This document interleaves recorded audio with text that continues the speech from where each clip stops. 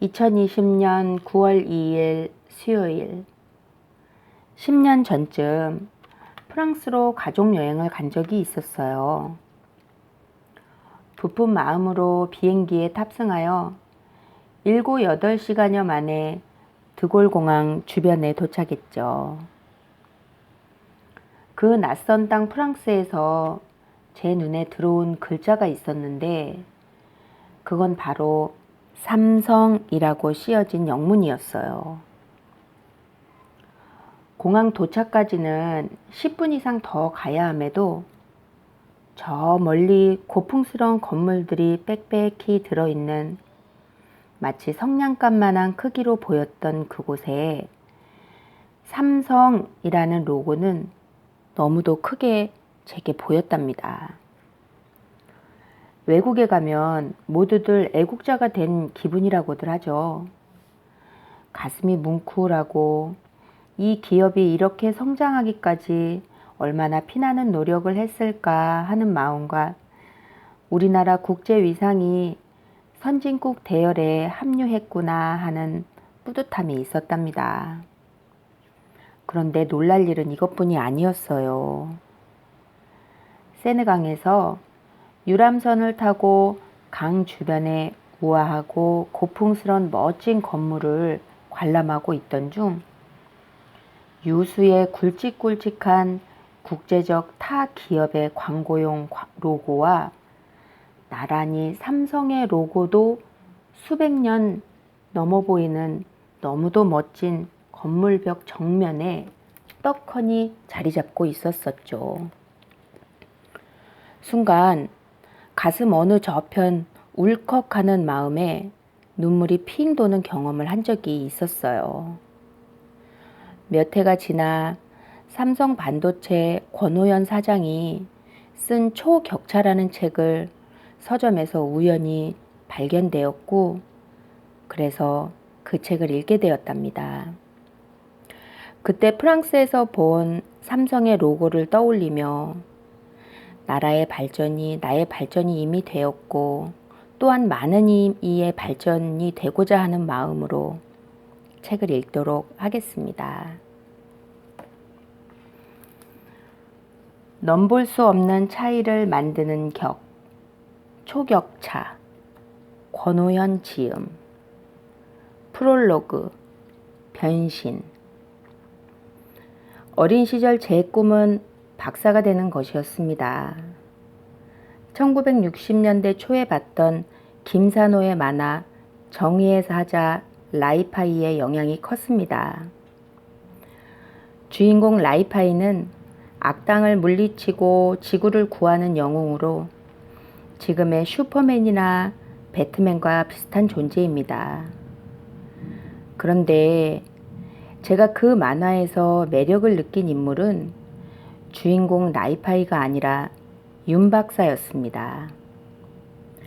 윤 박사는 라이파이가 필요로 하는 제비기를 비롯한 다양한 장비를 척척 만들어주는 그야말로 만능 박사였습니다. 윤 박사의 역할이 너무나 멋있어 보였기에 저는 커서 박사가 돼야겠다는 생각을 품게 되었죠. 물론 나이가 들면서 박사가 모든 것을 만들 수 없다는 사실을 알게 되었지만 그래도 어릴 때 품었던 꿈은 계속 이어져 공대에 진학하게 되었습니다.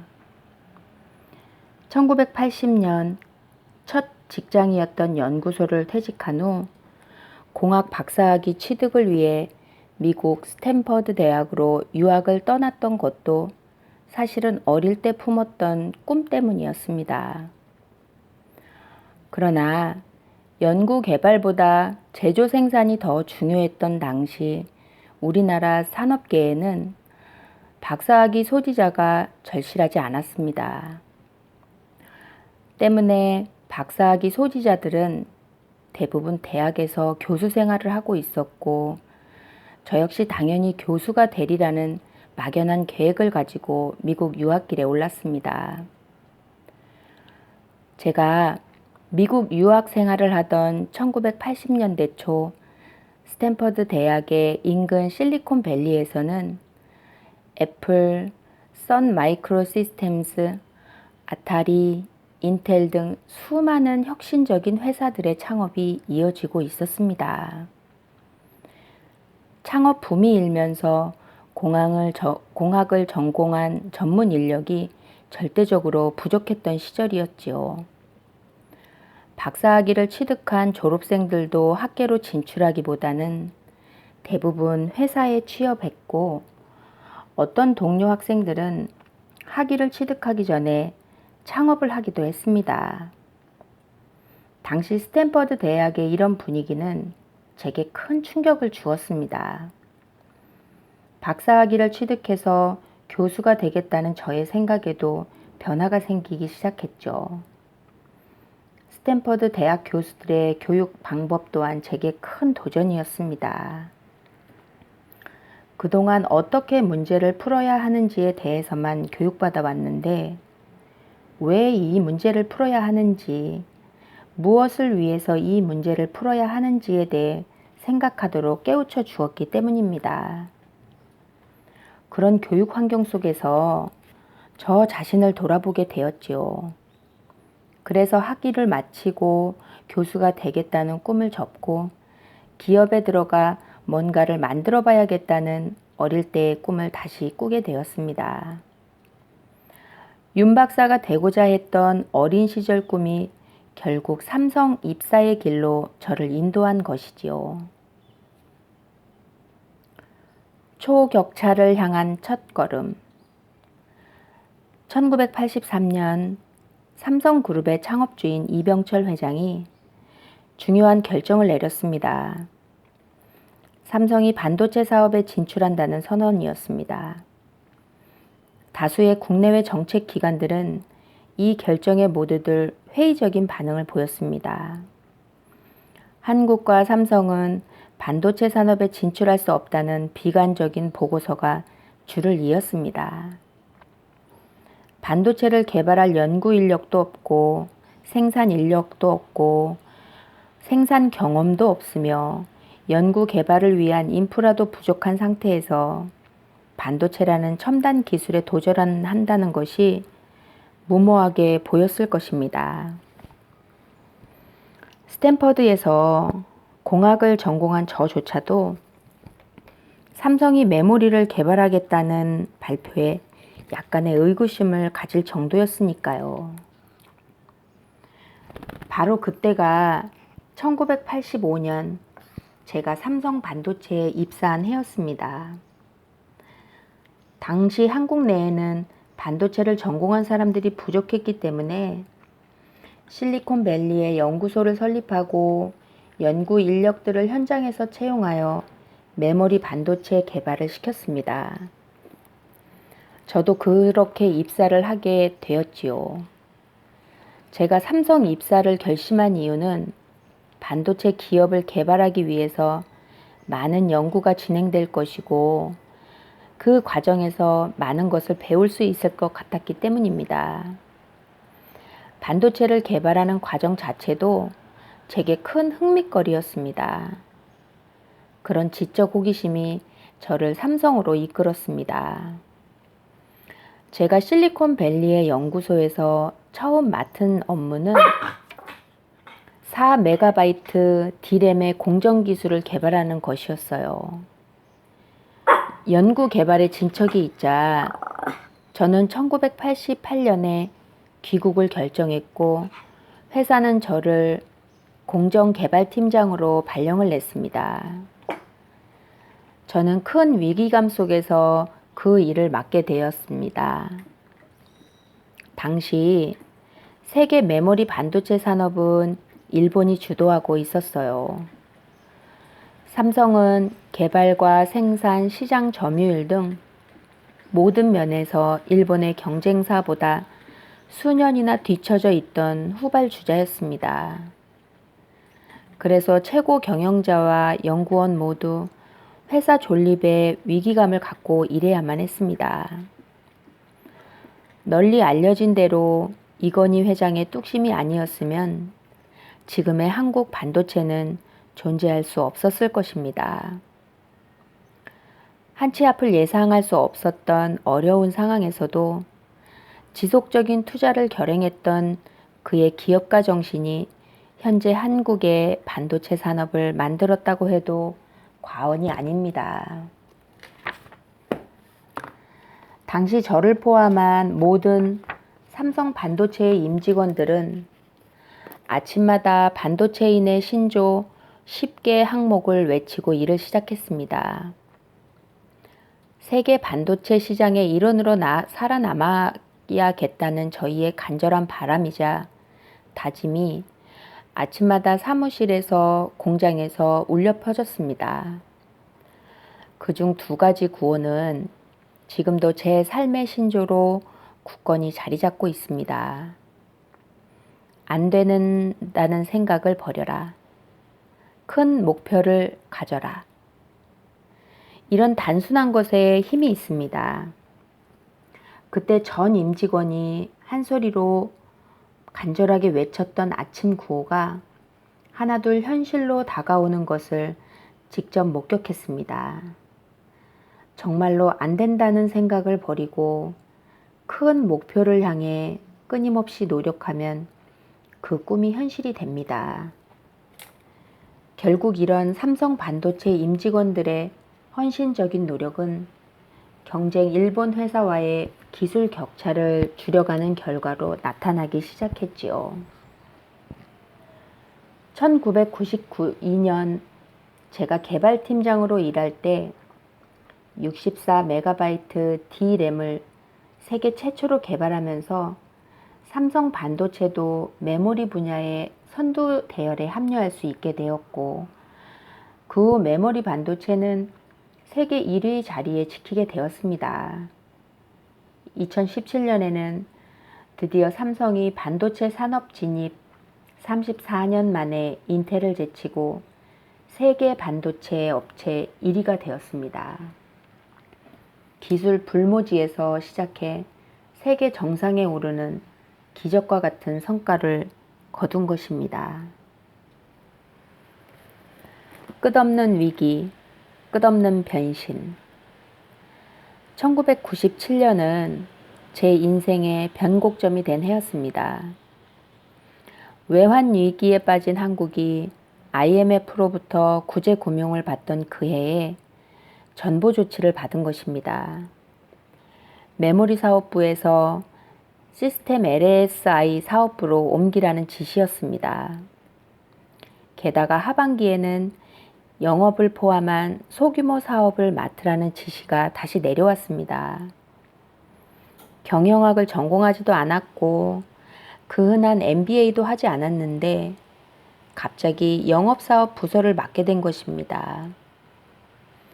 그전까지 회의나 보고를 통해 상사들의 경험을 어깨 너머로 배우기는 했지만 체계적으로 경영의 원리를 배운 적은 없었습니다.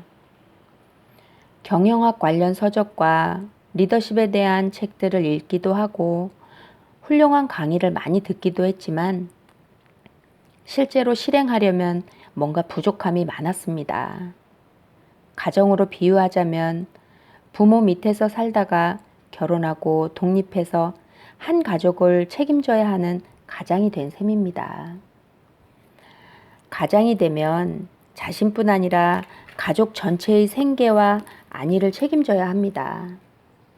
저도 졸지에 가장이 되었지요.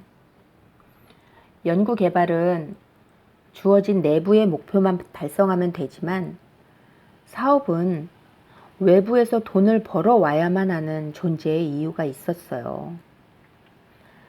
그때부터 평생 해보지도 않던 이른바 장사를 하게 된 셈이죠. 사실 처음 개발팀장이라는 임원 직책을 맡게 되었을 때 솔직히 조직 운영보다 기술 개발 자체가 훨씬 중요하다고 생각했습니다. 그런 면에서 팀장으로서의 저는 조직의 장으로서 부족함이 많은 시기를 보냈습니다. 연구 개발의 결과물도 중요하지만 그것을 얻기 위한 조직의 운영 및 리더십이 더 중요하다는 것을 사업 부문장이 된 이후에 깨닫게 되었습니다. 연구개발직을 떠나 처음 맡게 되었던 사업부서는 퇴출 직전에 대형 적자를 기록하고 있었습니다. 연구개발에만 전념해 왔던 저에게 그야말로 새로운 도전의 나날들이 계속되었습니다. 영업 경험도 없었고 시스템 반도체 제품의 시장 경쟁력도 부족했으며 제가 가지고 있는 직급조차 낮았으니 고객들에게 무시당하기 일쑤였습니다. 심지어는 납품기일을 어기고 보내준 제품을 회수해서 들고 나와야 하는 수모를 겪은 적도 있습니다. 그 후로 맡은 대부분의 사업부와 회사도 적자를 내고 있거나 실적 부진으로 어려움을 겪고 있었어요.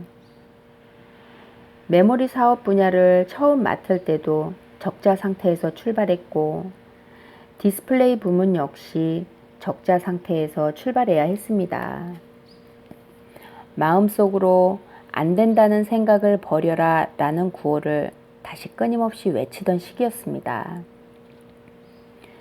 지금은 삼성 반도체와 삼성 디스플레이가 순항을 하고 있기 때문에 그 회사들이 적자일 때가 있었다는 사실을 떠올리기 어려울 것입니다. 그러나 높은 산은 골 또한 깊은 법입니다. 영광만 펼쳐진 것이 아니라 무수한 난관이 기다리고 있었죠. 그 난관의 문 앞에 서서 번민의 시간을 보내던 때가 가끔씩 떠오릅니다. 적자의 원인도 사업부마다 제각각이었습니다. 인재 및 기술력 부족, 투자 미흡, 품질 불량, 제조 경쟁력 취약, 영업력 부재, 경쟁 회사의 전략 등 여러 문제들이 복합적으로 얽혀 있어서 그 난관의 해결책도 간단하지 않았습니다. 조언을 해주는 사람도 없이 스스로 해결 방법을 찾아야 했으니 고생과 고민의 연속이었습니다. 그렇지만 좋은 점도 있었어요. 과감한 해결 방법을 시도해도 크게 트집 잡는 사람이 없으니 제 경영 아이디어를 실험해 볼 수 있는 기회가 주어진 것입니다. 회사에서는 이미 포기한 부서나 회사라 생각하고 있었기 때문에 제게 그런 자율권이 주어진 모양입니다. 이런 의미에서는 더 나빠질 것도 없는 적자 사업부를 맡은 것이 제게는 일종의 행운이었습니다. 흑자 사업부를 맡았다면 실수하면 어쩌나 하는 생각에 과감한 시도는 엄두도 내지 못했을 것입니다. 고생과 고민의 연속이었지만 적자 사업부를 많이 맡아왔기 때문에 생존을 위해 새로운 생각을 많이 하게 되었고 또 수많은 시행착오의 경험을 통해서 쉽게 얻을 수 없는 경영의 노하우를 축적할 수 있었습니다. 이런 경영의 경험이 축적되면서 제가 생각했던 나름의 경영 방식을 실제 조직 운영에 적용해 보기로 했습니다. 경영자로 성장하는 데 필요한 경험을 쌓은 귀중한 시기였다고 생각합니다. 이렇게 처음 맡은 소규모 사업에서 어느 정도 성과를 거두면서 점차 더 큰 사업을 맡게 되었고 결국 전문 경영자로의 커리어 전환이 이루어졌습니다. 생각해보지도 않았던 전문 경영인으로 변신하게 된 저는 사업부장, 사장을 거쳐 삼성전자 대표이사라는 과분한 위치까지 오르게 되었습니다.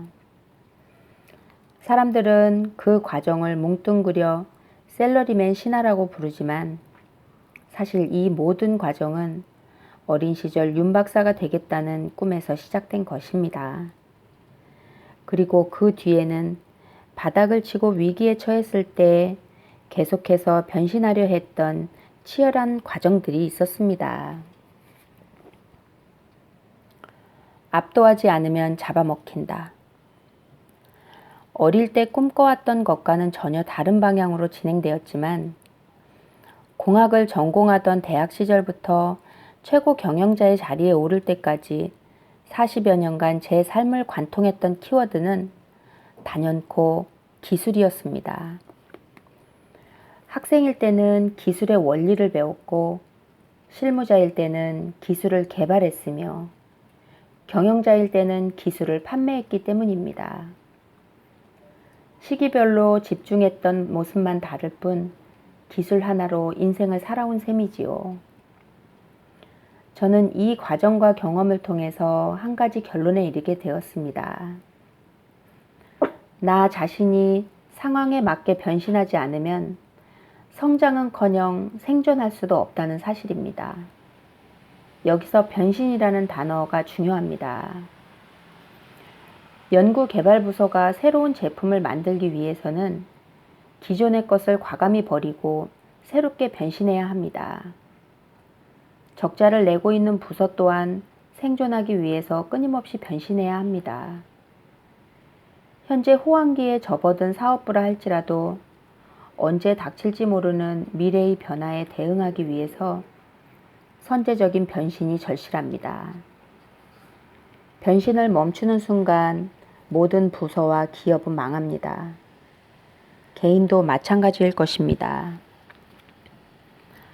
저는 이 절박함에서 비롯된 변신의 당위성을 애벌레가 번데기로 변하고 다시 그 번데기가 화려한 나비로 환골탈태하는 장면으로 설명하곤 합니다.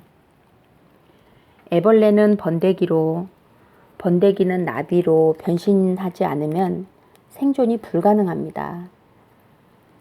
애벌레가 번데기로 변해야 하는 이유는 화려한 나비가 되어 하늘을 마음껏 날기 위함입니다. 만약 알에서 깨어난 애벌레가 변신을 멈추면 어떻게 될까요? 따뜻한 곳에서 맛있는 잎사귀를 갉아먹는 것으로 만족하며 영원히 애벌레로 멈춰 있으려 한다면 어떻게 될까요? 아마 세상에서 제일 몸집이 큰 애벌레가 될 것입니다. 살이 토실토실한 애벌레가 되겠지요. 이렇게 변신하지 않은 채 몸집만 거대해진 애벌레의 운명은 어떻게 될 것 같나요? 하늘을 날고 있던 새의 눈에 띄어 가장 먼저 잡아먹히게 될 것입니다. 그러므로 알에서 깨어난 애벌레는 변신을 멈추면 안 됩니다. 변신하지 않으면 살아남을 수 없습니다. 우리의 삶도 마찬가지입니다. 자신의 위치에 만족하면서 더 이상의 변신을 멈춰버린다면 반드시 다른 누군가에게 잡아먹히고 말 것입니다. 자신의 꿈을 실현하고 조직의 존재 이유를 달성하려면 끊임없이 자신과 조직을 변신시켜야 합니다. 변신을 두려워하고 거대한 애벌레로 남아있으려 하는 사람들이 우리 주변에 너무나 많습니다. 거대한 애벌레로 남아있는 것에 만족하는 회사나 사업 부서도 많이 보았습니다. 자신이 얼마나 거대한 애벌레인지 자랑하는 사람도 있었습니다. 그 사람들의 눈에는 하늘을 날고 있는 새들이 보이지 않는 모양입니다. 애벌레의 덩치가 커지면 포식자들의 손쉬운 사냥감이 될 뿐이라는 사실을 모르는 사람들이 의외로 많습니다. 변신하지 않으면 죽습니다. 그것이 제가 위기에 빠진 사업 부서나 적자 회사를 맡을 때마다 깨달았던 교훈이었습니다. 삼성의 초격차 전략이 독보적 기술로 슈퍼사이클을 스스로 만들어내겠다는 목표와 방향이라면 차이를 만들고 끊임없이 변신하는 것은 초격차를 이루기 위한 구체적인 실행 방법입니다. 압도적이지 않으면 제 아무리 1등이라도 한순간에 무너지는 것이 요즘 시대입니다. 그러므로 더욱 성장하기 위해서 초격차라는 압도적 체제를 더욱 공고히 하기 위해서는 부단히 변신해야 합니다. 지위가 아닌 삶의 방식. 지금까지의 경험과 교훈을 통해서 저는 리더의 삶이란 규정할 수 있는 어떤 지위나 권위 같은 것이 아니라 삶의 방식 그 자체라는 생각을 하게 되었습니다. 개개인의 인생 스토리가 다르듯 리더의 삶도 다양할 것입니다. 그렇기 때문에 경영은 정말 배우기 어려운 분야입니다. 연구개발이 무생물의 결과물을 탄생시키는 이성의 영역이라면 경영은 고객과 직원이라는 인간 자체를 이해해야 하는 감성의 영역에 속합니다. 이성의 영역은 어느 정도 이해하고 관리할 수 있지만 감성의 영역은 시대나 상황에 따라 또는 환경에 따라 다르게 나타납니다. 각 개인마다 다른 감성의 영역과 특징을 가지고 있습니다. 이성적인 것은 어느 정도 고정적이지만 감성적인 것은 계속 변하는 속성을 가지고 있습니다. 경영은 바로 이런 감성적인 영역에 대한 관리이기 때문에 정답도 없고 한마디로 천차만별일 수밖에 없습니다. 그래서 상황이 바뀔 때마다 변신하면서 얻었던 교훈, 초격차를 향한 경영 일선에서 시도해봤던 경험을 정리해서 공유하는 것이 후배 경영자들에 대한 도리라 생각하고 이 책을 쓰게 되었습니다. 본래 초격차란 단어에서 격은 사이가 떨어지다, 멀어지다 라는 뜻을 가지고 있습니다. 그러나 이 책에서 저는 자격이나 지위 등이 서로 다른 정도의 의미로 쓰이는 격차란 단어의 격에 좀 더 집중하여 설명하고자 했습니다. 또한 이 책은 경영 이론이나 리더십을 다루는 학문 서적이 아니라 저의 경험을 담은 생생한 경영 현장의 기록입니다. 누구라도 쉽게 이해할 수 있도록 구체적이고 비유적으로 설명하려고 노력했습니다. 삼성이라는 거대한 조직을 이끌면서 경험한 것이기에 다른 기업 또는 일반 중소기업이 받아들이기에 거리감이 느껴질지 모른다는 생각 또한 하지 않을 수 없었습니다. 그러나 어떤 기업이나 조직이라도 그것이 움직이고 발전해 나가는 데에는 보편적인 원리와 원칙이 있습니다. 저는 이 책에 그러한 원칙을 담고자 했습니다. 아울러 현재 닥친 난관을 헤치고 미래의 동력을 얻고자 하는 우리 시대의 젊은 인재들이 이 책을 통해 성장에 필요한 덕목과 관점, 통찰과 지혜를 얻게 되기를 바랍니다. 권오현